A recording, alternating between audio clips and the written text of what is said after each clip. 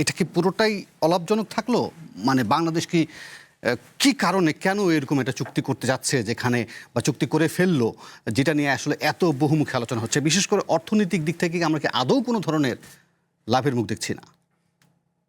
না, এভাবে ফ্ল্যাট কথা বোধহয় বলা যাবে না।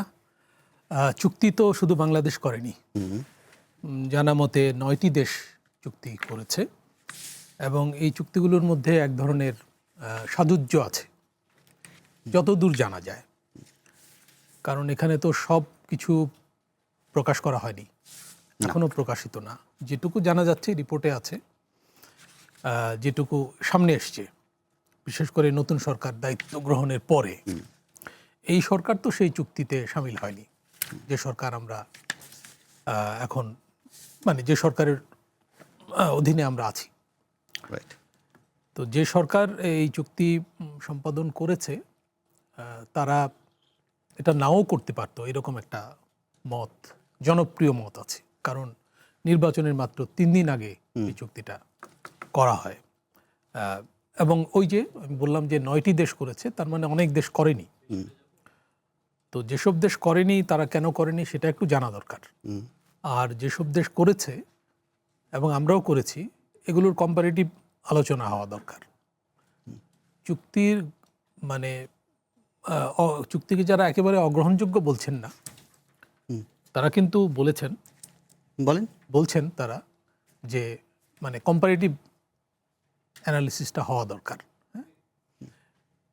আর যারা বলছেন যে এই চুক্তি করার কোনো যৌক্তিকতা ছিল না, তারা বলছেন চুক্তিটা বাতিল করা হোক ইত্যাদি। তো একটা চুক্তি হয়ে গেলে সেটা বাতিল করা একটু কঠিন। আর মার্কিন প্রশাসন, বিশেষ করে ট্রাম্পের প্রশাসনের সঙ্গে চুক্তি করে সেখান থেকে পুরোপুরি সরে আসা, এটা একটু কমপ্লিকেটেড।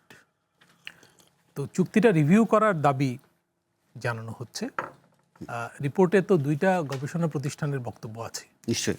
আমি সেলফোনে দেখছিলাম যে সিপিডির ডক্টর মোস্তাফিজুর রহমান, বিশিষ্ট অর্থনীতিবিদ, উনি বিভিন্ন টকশোতেও বলেছেন। সিপিডির আজকে একটা অনুষ্ঠান হয়েছে, সেখানে উনিও কিন্তু এই দাবিটা করেছেন যে এটা পর্যালোচনা করা দরকার। আমরা কিন্তু জানি যে আমাদের ওপর তো একটা শুল্ক ছিল, এভারেজ হচ্ছে 15%। তো পরে এটা বাড়িয়ে কমিয়ে আরও 19% হয়। রাইট। তারপর এখন আবার কিন্তু আরেকটা ঝুঁকি তৈরি হয়েছে। 60টি দেশ, বাংলাদেশ সহ, তাদের ওপর তাদের দেশে বাধ্যতামূলক শ্রম চালু আছে এই অভিযোগে।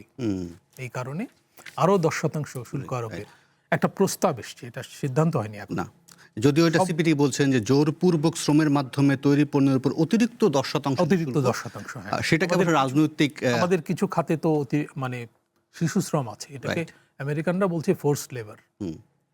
তো শিশু শ্রম তো আমাদের আইনেও নিষিদ্ধ, কিন্তু আমাদের একটা সামাজিক বাস্তবতা আছে যে শিশুদেরকে অনেক পরিবার কাজ করতে পাঠায়, কিংবা শিশুরা বিদ্যালয় থেকে ঝরে যায়, বাস্তবতা।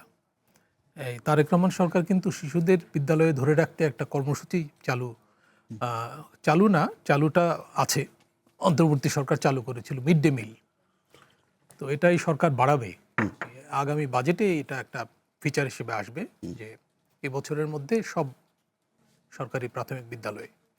তো যাই হোক, আমরা তো এই প্রয়াসগুলো নিচ্ছি যাতে শিশুদেরকে বিদ্যালয়ে ধরে রাখা যায়, যাতে তাদের শিক্ষায় মনোযোগ থাকে ইত্যাদি। কারণ পেটে ক্ষুধা নিয়ে তো শিক্ষা গ্রহণ করা যায় না।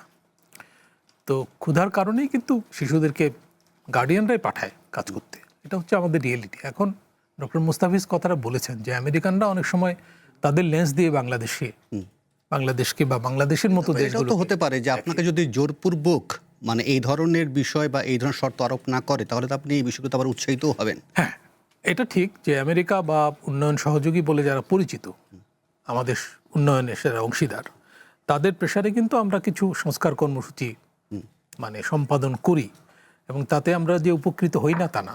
যেমন গার্মেন্টস সেক্টরে বায়ারদের প্রেসারেই কিন্তু বেশ কিছু পরিবর্তন এসছে এবং গার্মেন্টস সেক্টরে এই যে কমপ্লায়েন্স ইস্যুটার এক ধরনের নিষ্পত্তি কিন্তু হয়েছে। এখন কিন্তু গার্মেন্টসে ওই ধরনের অগ্নিকাণ্ড, ভবন ধসে পড়া, রানা প্লাজা, এই জাতীয় ঘটনা কিন্তু ঘটে না। আমরা তো হতাশ হয়ে পড়েছিলাম এইসব দেখতে দেখতে যে এগুলোর মধ্যে আমাদের থাকতে হবে কিনা, কিন্তু অ্যাড্রেস করার পর কিন্তু পরিস্থিতির উন্নতি হয়েছে এবং বায়ারদের প্রেশারই হয়েছে, বায়াররা কাজ করেছে আমাদের শিল্পোদ্যোক্তাদের সঙ্গে, সরকারের সঙ্গে। তো এই জন্য আমি বলছিলাম যে একেবারে উড়িয়ে দেওয়া বা ফ্ল্যাট কথা বলা যাবে না। নিশ্চয়ই এটা একটা বাস্তবতা। এই বাস্তবতার মধ্যে আমরা ঢুকে না পড়লে ভালো হতো, কিন্তু ঢুকে যেহেতু পড়েছি, এটা একটু রিভিউ করতে হবে এবং পার্লামেন্টে, অন্তত পার্লামেন্টের কমিটিতে, সংশ্লিষ্ট পার্লামেন্টের কমিটিতে, যেহেতু সার্বভৌম ক্ষমতা আছে তাদের, জনগণ সেই ক্ষমতা তাদের দিয়েছে, তাই না? আগে তো পার্লামেন্ট ছিল না, গণ অভ্যুত্থানের পরে পার্লামেন্ট ভেঙে দেওয়া হয়েছিল। সেই অবস্থায় ইউনূস গভর্নমেন্ট কেন এই চুক্তি করেছিলেন সেটা তাদেরকে জিজ্ঞেস করা উচিত, এবং তাদের যদি স্বচ্ছতা থাকে তাদের উচিত এটা বলা যে কেন তারা 3 দিন আগে মাত্র নির্বাচনের, তারা কি বলতে পারতেন না যে একটা নির্বাচিত সরকার আসছে, আপনারা একটু ওয়েট করেন, তাই না? এটা তো বলতে পারতেন তারা।